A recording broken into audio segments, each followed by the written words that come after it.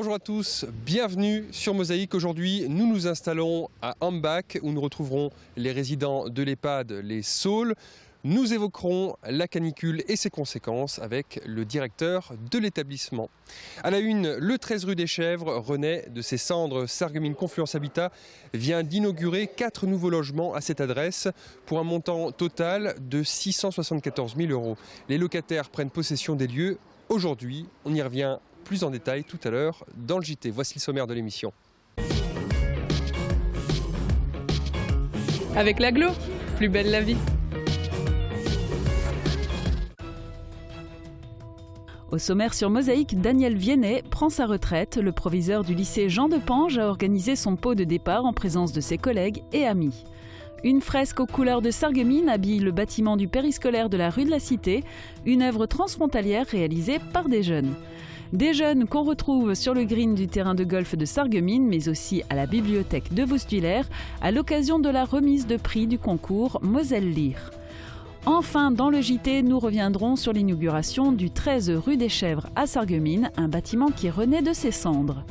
Pour la petite histoire, on célèbre la fête de la carotte à Velferdin, dans Tendance direction Sarre-Union pour découvrir le géocaching. Et on terminera en cuisine avec une pizza aux accents du Sud. Il y a 5 ans, jour pour jour, Ypelin était en chantier. Mosaïque avait filmé les travaux du nouveau lotissement sur lequel comptait la municipalité pour assurer le maintien de 2 classes de l'école élémentaire. Replay. Où que vous soyez, restez connecté avec votre entreprise. Pour les pros, la solution c'est le cloud ID Réseau. La création de ce nouveau lotissement, baptisé Les Merisiers, a été rendue possible grâce au déboisement de 66 arts issus de la forêt domaniale. La municipalité a travaillé sur le projet en collaboration avec l'ONF et les services de l'État. 10 places à construire ont ainsi été obtenues. Une extension qui s'accompagne de l'achat de quelques petites parcelles privées permettant la mise à disposition de 2 places supplémentaires. Les 12 surfaces constructibles ont une superficie de 8 à 18 arts, vendues 6 300 € de l'art pour les 10 premiers arts et 2 000 € de l'art si la surface est supérieure à 10 arts. La municipalité a décidé d'endosser le rôle du lotisseur. Elle a déjà reçu 26 demandes et répondu favorablement aux personnes s'étant manifestées en premier. Parmi les futurs habitants du lotissement Les Merisiers se trouvent des jeunes couples avec enfants. Ces arrivées vont permettre d'accroître la population de la commune qui avoisine les 800 habitants. Mais Ypelin n'a de nouveau plus aucun foncier disponible.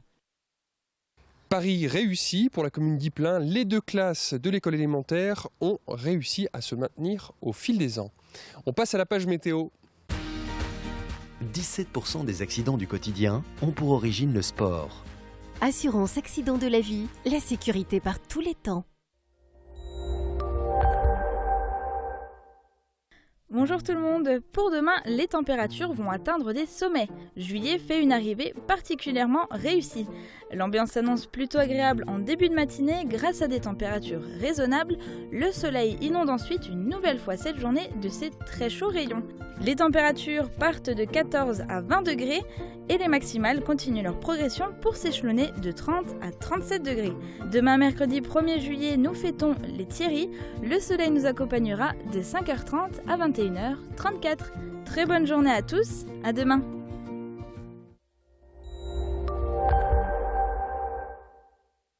Je parraine un ami et tout le monde y gagne. Mon filleul, ma banque et moi. Au Crédit Mutuel, un client satisfait rayonne.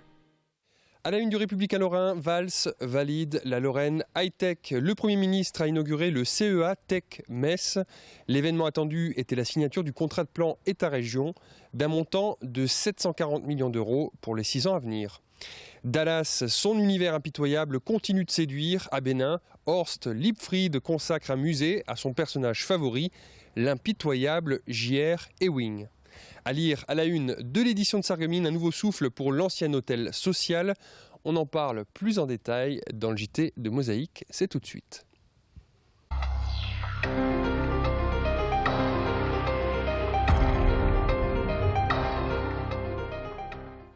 L'été commence bien pour 4 familles qui aujourd'hui vont pouvoir emménager dans un logement tout neuf, rue des Chèvres, à Sarreguemines. Ravagé par les flammes il y a 4 ans, l'immeuble a été reconstruit par Sarreguemines Confluence Habitat.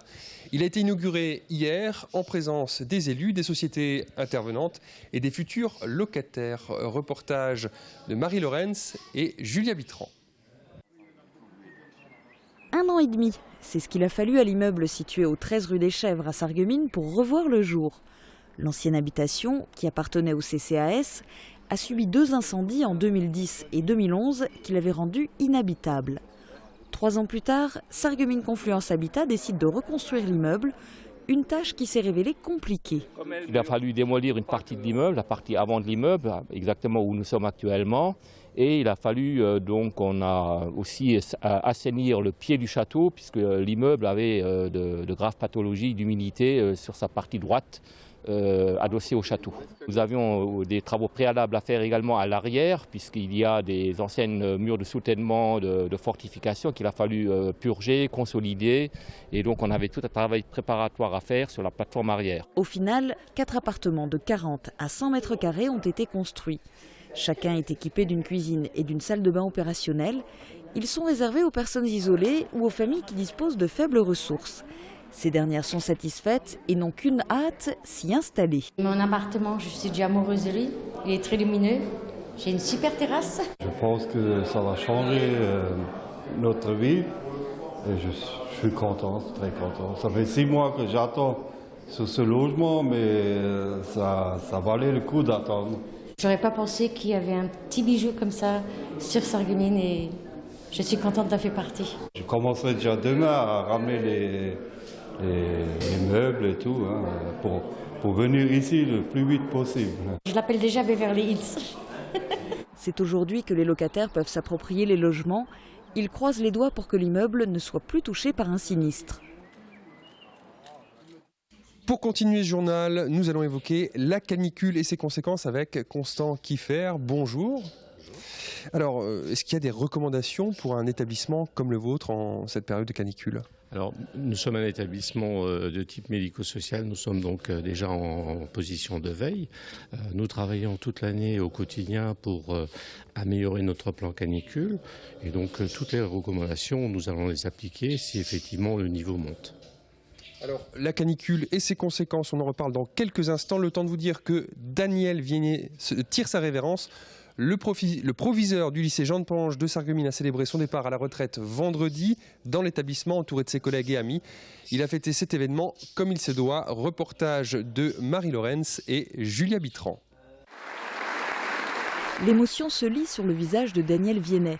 Le proviseur du lycée Jean de Pange achève sa carrière dans l'éducation nationale. De surveillant à proviseur, il a gravi les échelons et franchi certaines étapes dans cet établissement où il a enseigné l'histoire-géographie, puis été proviseur adjoint. Devenu ensuite proviseur du lycée Tessier à Bitche, son retour au lycée de Sarreguemines en 2007 reste sa plus grande réussite. Quand on m'a dit que je revenais comme proviseur, que j'ai eu la nomination, j'étais presque aux larmes, parce que j'avais envie d'y travailler et puis je me suis rendu compte que je ne me suis pas trop trompé. Donc c'est vraiment ce point-là qui m'a peut-être le plus touché. Vendredi, une cérémonie a été organisée pour fêter comme il se doit son départ à la retraite. Ponctuée par de multiples surprises organisées par le corps enseignant, un retour en images sur sa carrière, des intermèdes musicaux par les élèves du conservatoire et un vélo en guise de cadeau. Totalement inattendu et j'arrive même pas trop à réaliser. Mais j'essaie de réfléchir un tout petit peu le temps qu'il va me falloir pour réaliser tout ça. Et puis le fait que effectivement c'est une réalité maintenant que j'irai 100 ans autrement. Et ces surprises-là me confrontent tout de suite à cette réalité, mais très positive et très, on va dire, ludique. Une page se tourne également pour l'établissement qui va changer de proviseur à la rentrée. C'est Christian Freiermuth du lycée Jean Moulin de Forbach qui reprend les rênes. Quant à Daniel Viennet, il va avoir le temps de se ressourcer après avoir consacré sa vie à l'éducation. Je vais déjà un petit peu m'occuper de ma famille, étant papy depuis cette nuit, ça fait déjà une illumination dans mon esprit. Et puis j'aime la musique, j'aime la vidéo, alors dans le sport, je ne suis pas un grand sportif, mais j'aime tout ce qui est être à l'extérieur, etc. La natation, les voyages. Je m'y entends assez bien en bricolage, donc si je voulais vraiment associer tout ça, je pense qu'il faudrait déjà que je considère qu'il me faut un programme sur 3 ans. Malgré son programme chargé, Daniel Viennet gardera une place importante dans le lycée Jean de Pange. Prochainement, la salle des fêtes de l'établissement portera son nom. On quitte l'enceinte du lycée, direction l'accueil périscolaire, rue de la Cité à Sarreguemines. C'est là que des élèves de l'institution Sainte-Chrétienne ont réalisé une fresque sur le thème de la faïence. Une œuvre réalisée avec un artiste allemand qui de fait est transfrontalière. Reportage lors de l'inauguration avec Thomas Drouin. Difficile de la rater lorsque l'on emprunte la rue de la Cité. Avec ses 6 mètres de long, la fresque réalisée par des élèves de l'institution Sainte-Chrétienne de Sarreguemines accroche le regard du promeneur. Elle est issue d'une collaboration avec Roland Schmitt, artiste sarrois que les élèves ont rencontré lors d'ateliers hebdomadaires. On a tous pris un crayon pour d'abord faire pour dessiner les différents personnages et tout. Et ensuite, d'heure en heure, la fresque est apparue sous leurs crayons et pinceaux. Le travail n'a pourtant pas été qu'artistique. L'artiste, il est allemand. Du coup, quand on a commencé, ils ont dit faut des bilingues aussi pour traduire aux autres.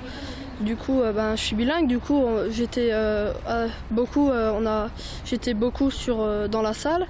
Une traduction qui lui a permis de découvrir une partie du vocabulaire allemand sur le thème de l'art.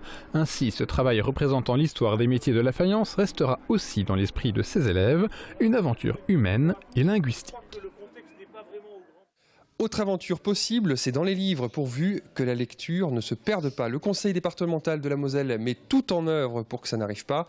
Depuis 2008, le concours Mosellire encourage les élèves à se plonger dans les bouquins et à faire preuve de créativité. Cette semaine, les lecteurs des secteurs de Sarreguemines, Sarralbe et Bitche ont été récompensés pour leur travail. Regardez. C'est d'un pas fier que les élèves sont venus chercher leur prix. Un concours pour encourager les jeunes à lire, c'est l'idée du conseil départemental de la Moselle. Pendant l'année scolaire, les élèves de classe allant de la maternelle jusqu'à la 3e ont bouquiné pour réaliser leur propre production. Seuls ou en groupe, les jeunes ont été inspirés à leur manière. Textes, dessins, maquettes, les lecteurs ont dû faire preuve d'imagination pour se démarquer. La remise des prix des secteurs de Sarralbe, Sarreguemines et Bitche s'est déroulée à la bibliothèque de Woustviller. Sonia Christinelli Frébeuf et Jean-Claude Cunat du conseil départemental de la Moselle ont félicité les lauréats. Ce sont les élèves bitchois qui sont les grands gagnants avec 8 récompenses. Le collège Jean Jaurès de Sarreguemines a quant à lui remporté 2 prix pour le travail de ses collégiens. Chacun repart avec un chèque lire, l'occasion de continuer à plonger son nez dans les livres pendant l'été.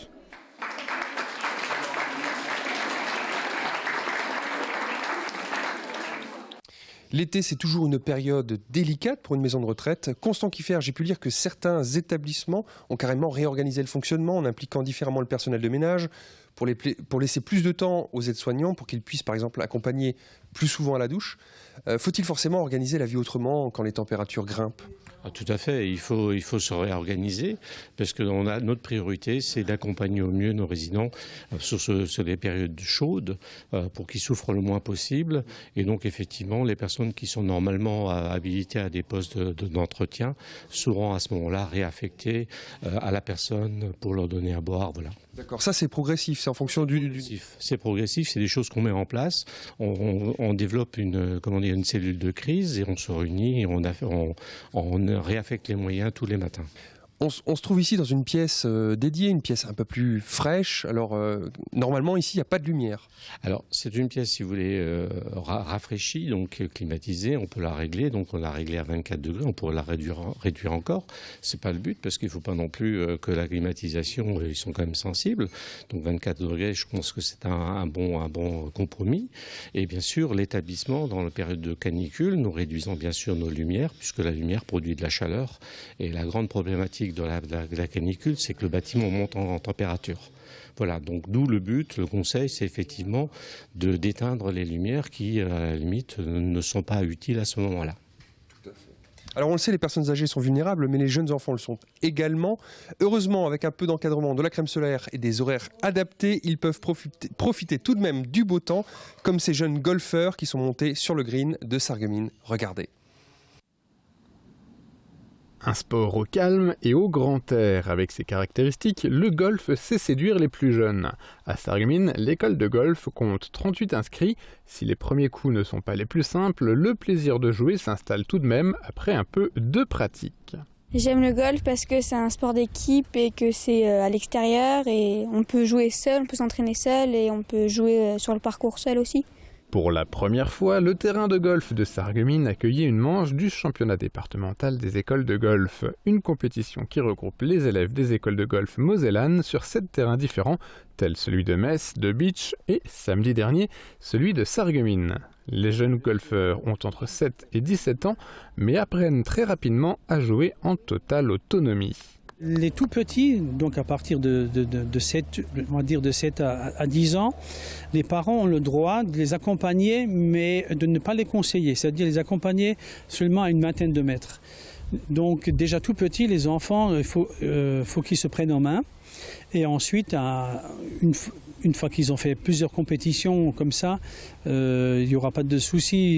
Ils pourront s'auto-gérer à partir de, je vais dire, 10, 11 ans. Une autogestion qui passe par une maîtrise de ses émotions et de son calme, mais aussi par une reconnaissance de la qualité de son jeu. J'ai mal commencé, mais ça va là, je suis rattrapé. Après les championnats départementaux, viennent les interrégionaux puis les championnats de France. Ce week-end, les jeunes n'étaient pas les seuls à arpenter le golf sarregueminois, puisque le dimanche était lui consacré à un tournoi de solidarité dont les fonds sont reversés au service de pédiatrie de l'hôpital Robert Pax et la Kinderklinik de Sarrebruck, une autre manière de lier le golf à la jeunesse. Pour terminer ce journal, quelques conseils pour vous qui nous regardez, car toutes les personnes âgées ne vivent pas en EHPAD. Constant Kiffer, que faut-il dire à ces personnes et à leur entourage ? Écoutez, je pense qu'il faut veiller à aller régulièrement les voir. Je pense que ça, c'est très important. Et puis, leur donner des conseils pour qu'ils s'hydratent régulièrement. Je crois que dès qu'on voit des troubles de comportement, des problèmes, tout de suite avertir le médecin, quoi. D'accord. Et puis se mettre à l'ombre, comme nous, par exemple. Se mettre à l'ombre, réduire son activité physique aussi. Ça, c'est pour les plus jeunes. Je crois qu'à un moment donné, il faut faire très attention parce qu'on n'est pas forcément habitué aux chaleurs. C'est sûr.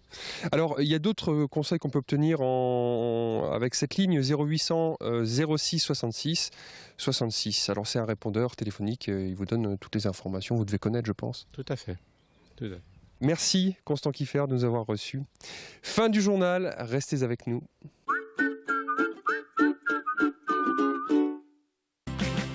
Pour une rentrée réussie, Majuscule Sarreguemines vous propose un très large choix de marques en papeterie et aussi en sac. Eastpak, Quicksilver, DDP, Tans. Et pour les jeunes branchés, Little Marcel, Astérix, Ben et Watibi. Des gammes complètes pour un vaste choix. Majuscule Sarreguemines, au bureau comme à la maison, à côté du Grand Frais.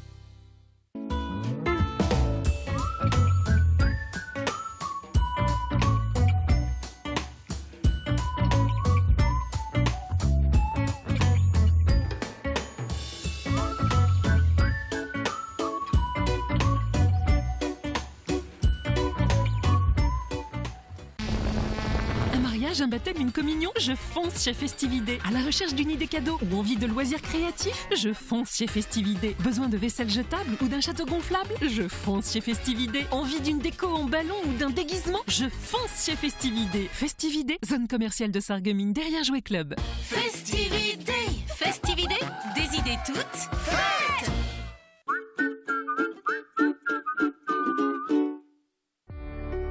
Dans les moments difficiles, on a besoin de professionnels.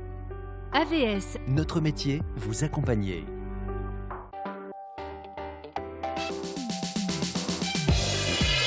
Demain, dans le journal, nous retrouverons la compagnie Roland Furieux qui, durant 2 jours, a investi l'usine Secofab à Sarralbe. Une scène atypique pour un spectacle original et participatif. Et dans Tendance, nous irons à Sarrebruck pour visiter la ville autrement grâce à une association Géographie ohne Grenze. La particularité de ces visites est de faire découvrir une foule de détails qui passent habituellement inaperçus.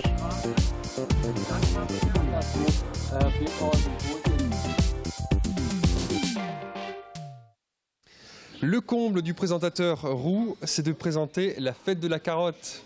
Car elle existe à Velfernin. On vous en parle dans la petite histoire du jour. Il s'agit d'une fête de village qui trouve son origine dans l'histoire de cette ancienne commune. Regardez.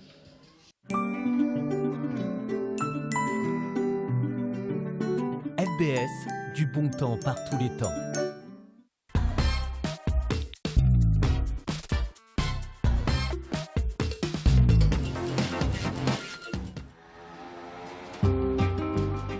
Velferdinger Gellerive. C'était le sobriquet des habitants de Velferdin. En français, les carottes de Velferdin. Il paraît que les Velferdingeois mangeaient des carottes tous les jours. Cette ancienne commune devenue quartier de Sarreguemines en 1964 est riche d'une longue histoire et c'est à travers l'association des citoyens de Velferdin que ses résidents affirment leur appartenance. Quand on est né carotte, on le reste.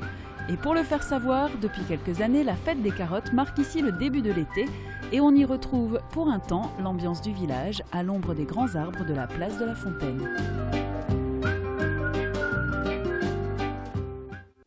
Connaissez-vous le géocaching? C'est une nouvelle forme de découverte touristique qui mélange rallye et courses d'orientation. Dans le monde entier, de petites boîtes appelées des caches ne demandent qu'à être découvertes. Le but est de les localiser à l'aide d'un smartphone ou d'un GPS.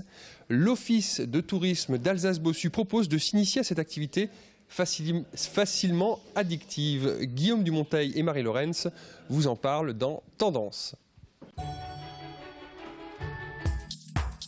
Avec Virch Menuiserie, votre maison devient tendance.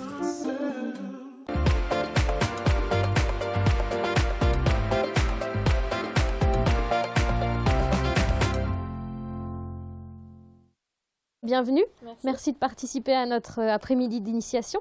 Le géocaching, c'est une chasse au trésor du 21e siècle. Donc en fait, on utilise les satellites pour chercher des tupperwares dans la forêt. Voilà. Donc avec les coordonnées GPS, on part à l'aventure et on va chercher des boîtes cachées à des endroits où on n'irait pas de nous-mêmes. La cache du parcours de santé de Sarre-Union, c'est une multi, c'est-à-dire qu'il faut parcourir le kilomètre du parcours de sentier. On a 4 arrêts où on va devoir répondre à des énigmes pour récolter des chiffres et à la fin on pourra calculer les coordonnées de notre cache. L'Office de tourisme d'Alsace-Bossu avait à cœur de proposer le géocaching parce qu'on est une région avec on a beaucoup de familles et de locaux et une grande région de randonnée. Et c'est vrai que le géocaching, ça permet de se faire retrouver tout le monde. Donc les amis, entre amis, en famille, tout le monde aime ce jeu. Ça permet aussi en fait d'emmener les personnes à des petites choses insolites où on ne pourrait pas les emmener autrement. Par exemple, une belle statue dans une forêt ou alors une église remarquable dans un village. Ça nous permet de faire un arrêt et on sait que les gens qui cherchent les caches vont s'y arrêter. Donc c'est une dynamique également partagée dans toute l'Alsace. Vous trouvez des petits trésors, donc c'est rien d'extraordinaire, c'est des trésors type petite surprise de Kinder Surprise. Donc si vous prenez quelque chose, il faut que vous remettiez quelque chose en échange pour les suivants qui vont trouver la cache. J'ai trouvé ça sympa dans le sens où ça m'a permis de faire une petite balade dans le parcours de santé de Sarre-Union où je ne vais pas forcément de moi-même. Et le fait de chercher des indices à chaque fois pour trouver le trésor final, j'ai trouvé ça assez amusant. A noter que 2 journées d'initiation auront lieu le 29 juillet et le 4 août. En contactant l'Office de tourisme d'Alsace-Bossu, les personnes intéressées pourront à leur tour découvrir cette discipline. Le chemin à suivre à présent est celui des cuisines. Pour le plat de la semaine, on retourne à Visvillers. Claude prépare une pizza originale aux accents du Sud. Un avant-goût de vacances pour tout le monde. Bon appétit. Belle et fonctionnelle, les cuisines Aviva présentent entrée plat dessert. Aviva, la cuisine qui vous va.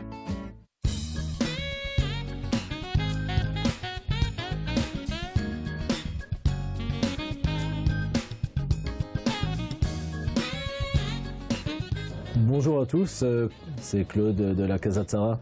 Aujourd'hui, je vais vous présenter une pizza qui me tient à cœur puisque je l'ai élaborée dans le sud, dans un restaurant qui s'appelle le Lumistraou. Donc, d'où son nom, la Lumistraou. C'est une recette à base de fondu de poireaux, filet de rouget, Saint-Jacques et scampi. Mais on va découvrir ça tout de suite. Pour réussir la pizza, il faut bien soigner la préparation de la pâte. On étale avec les doigts et on laisse un bord plus épais sur le pourtour. Évidemment, si on a la technique, on peut se la jouer à l'italienne. Mélangez la fondue de poireaux avec la crème et un peu de noix de muscade et étalez sur la pizza. Couvrez de mozzarella en petits dés et enfournez dans un four préchauffé à 220 degrés pendant environ 8 minutes. Pendant ce temps, dans une poêle huilée, faites saisir les noix de Saint-Jacques, ajoutez les filets de rouget et enfin les scampi. Ajoutez également de la persillade. Sur chaque pizza encore chaude, déposez 3 filets de rouget, 3 noix de Saint-Jacques et 6 scampi. Badigeonnez de persillade et terminez avec des copeaux de parmesan. Dégustez aussitôt.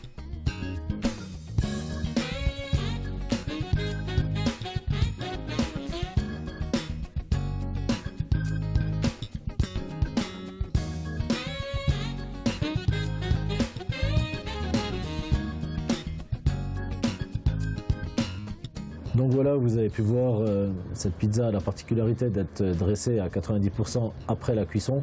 Donc on cuit les poissons à part. C'est très tendance de garnir les pizzas après cuisson. Donc pour ceux qui auraient des difficultés à la faire, je vous laisse venir la découvrir chez moi à la Casa de Sara. Bon appétit.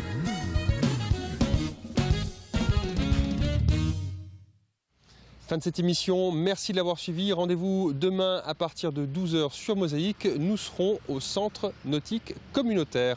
Bonne journée à toutes et à tous.